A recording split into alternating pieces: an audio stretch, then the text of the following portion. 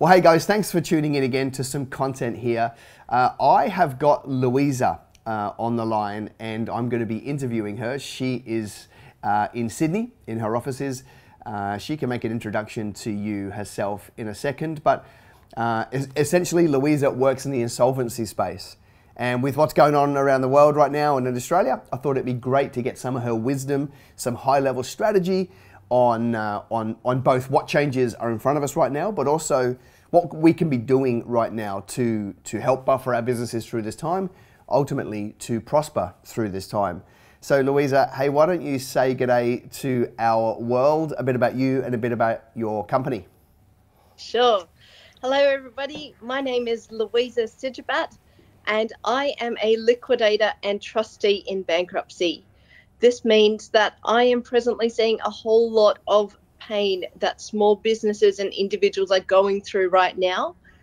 But through talking to so many of them, there are some things that can be done, and there is some government relief out there and more to be announced as to how we can not only survive through this time, but do our best to prosper as well. I am a partner, I'm a director at a company called Vincents. We're an accounting firm. We're the 27th largest accounting firm in Australia, and I lead the Sydney team with insolvency and reconstruction. And we help people Australia-wide, businesses and people Australia-wide. Cool. Do you have any particular questions to start with? Yeah, what are you seeing? Obviously, lots changed in the last 3 to 4 weeks. So what are you seeing? What are you hearing? Just give us a bit of a lay of the land. Yes, so we're seeing a world of pain for businesses and individuals right now. There are very many who are struggling. Revenue for small businesses has decreased anywhere from 30% to 100%. Some of them can't even trade anymore, so they have zero revenue, but they still have costs and things like that. So the government has announced some relief options, but they don't cover every single business expense. It's probably not practical for the government to do that, but there are some relief options out there. But it is tough right now. Small business is tough sometimes at the best of times, but it is very tough right now. In some cases, it is also heartbreaking, but there are things that can be done. So tell us about the changes. Obviously, there was a change in how soon somebody can litigate or try and wind you up. Yes. They put a grace period in for if you're trading insolvent and things like that. Can you give us a breakdown of what has been implemented to try and help businesses buffer this? Absolutely. So the government has brought out measures to to raise the threshold before a creditor, that's somebody who's owed some money, can put a company or an individual into liquidation or bankruptcy. So often on the way to a creditor forcing a company into liquidation, they will issue this thing called a statutory demand, which is a formal demand for the payment of the debt in a certain legal format. And before, that threshold used to be $2,000. That has been increased to a threshold of $20,000 so that companies can't be pushed into liquidation over smaller debts at this stage.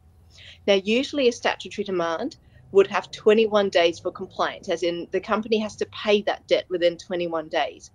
But this has been increased out to 6 months, and this extension to 6 months has been given for a period of 6 months as well. So in a mirrored sort of format, something similar has been applied to the personal bankruptcy regime. So bankruptcy in Australia is a word used to describe what happens when individuals can't pay their debts and need to enter into bankruptcy. What's sometimes confusing is that the US use the word bankruptcy for companies. And because Hollywood make a lot of movies, we sometimes think of bankruptcy in relation to companies because of the movies. But in Australia, bankruptcy relates to individuals only, and liquidations refer to companies only. So on the bankruptcy side, if an individual owed money at $5,000, a creditor could start forcing them into bankruptcy. However, this has also been increased to $20,000 so that people can't be forced into bankruptcy over smaller debts. The time for compliance has also been increased from 21 days to 6 months for 6 months. So those people that took out prosper loans and those sort of short-term lendings, this is going to be great to get them off their back. It depends on the terms of their loan. And the reason I say that is that this will apply to what's called unsecured creditors. Oh, yeah. If the creditors haven't taken security. Some of the short-term loans or non-bank lenders and bank lenders will take security for their loans, and that doesn't apply in those cases. Okay. All right, so if you had a supplier, for example, that you owed a little bit of money to, Yes. well, that would be, I guess, on the business side, but maybe, how does this apply to somebody as a sole trader versus a company? Do they fall under bankruptcy as a sole trader? Yes. So sole traders, if things were to get very, very bad for them, the potential consequence is bankruptcy because they're an individual. If they're trading with a corporate format, as in a company with an ACN, then that's that one's called liquidation if it has to go there. Okay, great. Okay. Well, that's I mean, going from $5,000 to $20,000 and pushing the time frame out is actually going to help a lot of people. That's actually quite a material change, especially if somebody was already on the edge. You know, well, obviously we're coming out of the back of droughts and fires with this, so there are a lot of people who are very close to the edge anyway. So this will buy them some time, which is nice. Yes, and the government is doing other things as well. They're also relieving directors from their duties under insolvent trading laws. So for 6 months. Insolvent trading refers to either a company or a sole trader trading where they do not expect to be able to pay their debts as their debts become due and payable. So the original laws and the standard laws say that if a director is doing that, they can become personally liable for the debts they incur when they think they can't pay their debts anymore. So there is a reprieve from those laws for 6 months as well, which will hopefully help directors and sole traders trade through because there is uncertainty in the economy as to where revenue or future revenue might be coming from for some companies at this stage. And they're going to have to review that because in 6 months it doesn't necessarily mean everything's going to be okay. Have they got any provisions? This is more of an interesting question for me. Have they got provisions to work out, like, because there are people who are not suffering right now financially, and they could fully take advantage of these by racking up huge debts? In theory, they could. However, the debts are still payable by the company or the business. It doesn't stop the debts being payable. And there are also measures in place to stop abuse. So if the debts are incurred fraudulently, there are still penalties if that company goes into liquidation. Okay. Yeah, I mean, I think that's a very smart rule, that one about giving them a 6 month window, because it wasn't brought on by mismanagement, to be insolvent. And it gives people time to pivot and come up with new products and become solvent again. So, I think that's a very smart strategy. It doesn't help them in the short term. There are other provisions to help them in the short term with capital injection, but it'll take a lot of worry out of people. Yes, hopefully it goes some way to taking some of the worry out because there's so many things on business owners' minds at the moment, as you know. Okay. All right. What else has been brought in to help weather this storm? Okay, so there are a whole raft of measures. I will do my best to cover them succinctly, but with enough useful information. Awesome. You're amazing. So, there is presently an ATO hotline set up to help businesses deal with the coronavirus and its economic impacts. So this phone number, one moment, I'll just check my notes, is 1-800-806-218. That's 1-800-806-218. 218. If Yep. your business has been impacted by the coronavirus adversely, you can ring the ATO and see if you can get a payment plan on your tax debt. Or if you already have a payment plan, they are open to renegotiating your payment plan over a longer term and for lower amounts. So just as one example of something that I've heard, there was a cafe business that was required to pay a certain amount each week on a payment plan, and now they're only required to pay a certain amount each month, and that monthly amount was less than what they previously had to pay per week. Amazing. So things that we haven't traditionally seen out of the ATO are now becoming available. There's also the ability to ring the ATO and ask them if they can defer your installments or payments for potentially up to 6 months. So that will assist in cash flow greatly for some businesses. And even if it only affects cash flow a little bit in a positive way for your business, it still adds up and it's really useful for business. Definitely, that's cool. Yes. So one of the government relief options that has been announced is something around employing businesses. So this doesn't apply to businesses that don't employ anybody, but if your business employs people, or if your not-for-profit employs people, and does revenue of up to $50 million in the prior tax year, you may be eligible for a credit on your business activity statement account with the ATO of anywhere from $20,000 to $100,000. Some businesses have thought of this as a cash payment. It's not really a cash payment though, Wez. What it is a credit to your BAS account. That means it can reduce the amount of tax that you have to pay, GST, that you have to pay to the government. And if that puts your business in a refund position, it can actually result in a cash refund to your business, but it's not an automatic cash payment. So in order to see if you're eligible for that particular one,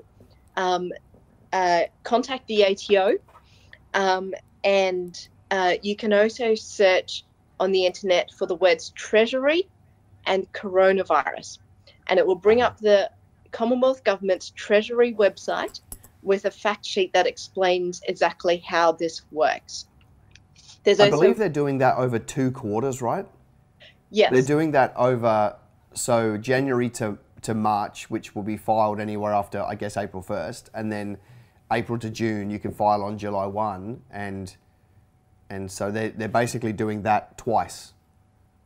Yes, so it's over actually even more than 2 quarters now, because they initially announced it over 2 quarters or the equivalent for monthly BAS lodges, but now it's been extended. So all the way through to September, all the way through to the September BAS. So the way it works, 3 quarters. Yeah, yes, that's right.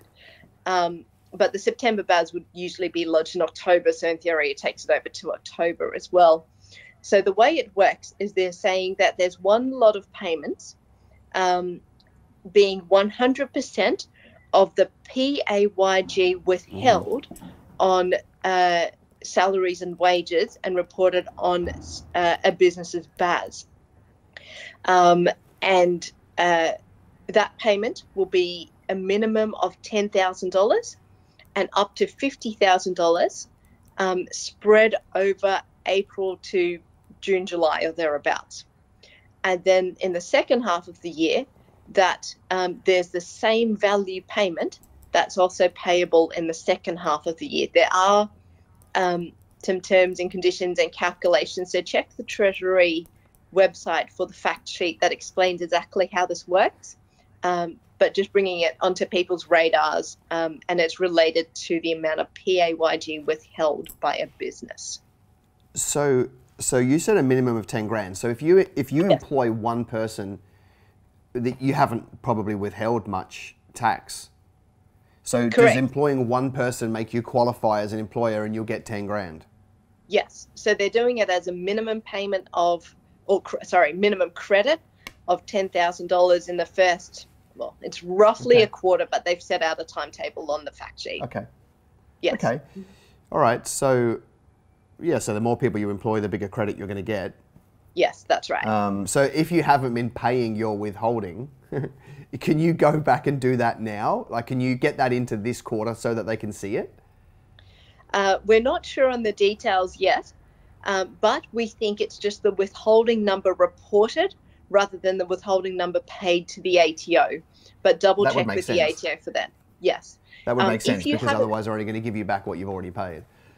Yeah, that's right.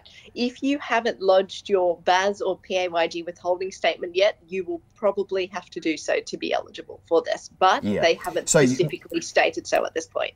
So do you mean the January to March BAS needs to be filed now? Yes, or before its deadline in April.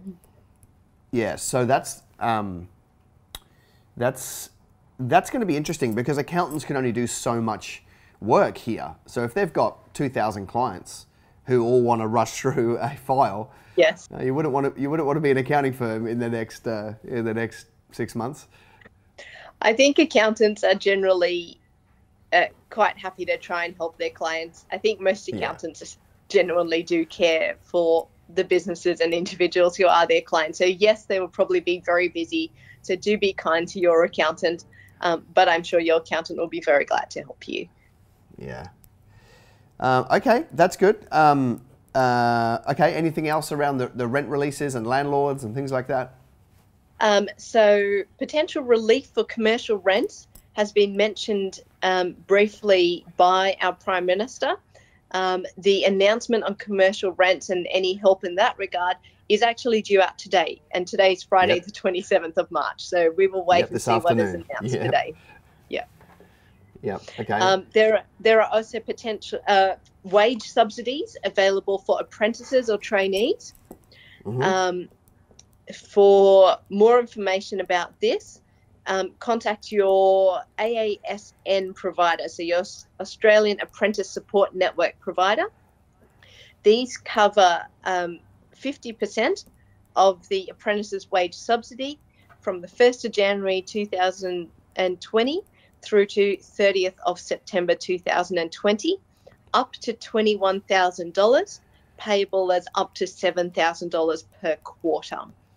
Okay. So if you have an apprentice or trainee, contact your AASN provider. There are also other state government packages that have been put out. So for whatever state you and your business are located in, definitely go have a look on the internet as to what's available as well. For businesses that are in a position to do so, there are also some tax incentives that the government has provided. So things like increasing the instant asset write-off threshold from $30,000 to $150,000. That does, of course, assume that your business is able to pay that amount for a new asset, but there are some businesses that are in a position to do that and can take advantage of that. And there are also some provisions for accelerated depreciation on tax returns as well. You can still borrow to buy that asset though, right? If you're Absolutely. in a position to borrow? Yeah. And that probably leads into my next thing, which is some people might have seen that the government has announced that it will guarantee 50% of certain small business loans. We are still getting clarity on exactly how this will work. For businesses who are interested, the organisations to approach in this case are your banks or your lenders. The lenders, I believe, the banks and lenders are still putting together eligibility criteria. But in summary, the government has announced that these are loans to small and medium businesses for up to 3 years, starting with a 6-month repayment holiday. Yep. The banks will obviously put eligibility criteria around this. Early informal indications of some of the eligibility criteria are borrowing for working capital purposes only, which at this stage sounds like it might not include asset purchases, but we're presently seeking clarification from the banks on that. It's unlikely to be provided if the business's ATO lodgements are not up to date, or the business was on a payment plan with the ATO before the coronavirus and its impacts happened. I think that's the big question right there, is will they still be checking the portal for lending? I am sure they would be. I assumed they would because of the risk factor, but if they took that away, then they'd really be helping people, but they'd also be multiplying their risk. Indeed. And we're still getting information about that eligibility criteria, but my best guess is they'll still be checking the portal, because they're indicating they won't be giving these loans to anybody who was on a payment plan with the ATO before this, which is actually a number of businesses.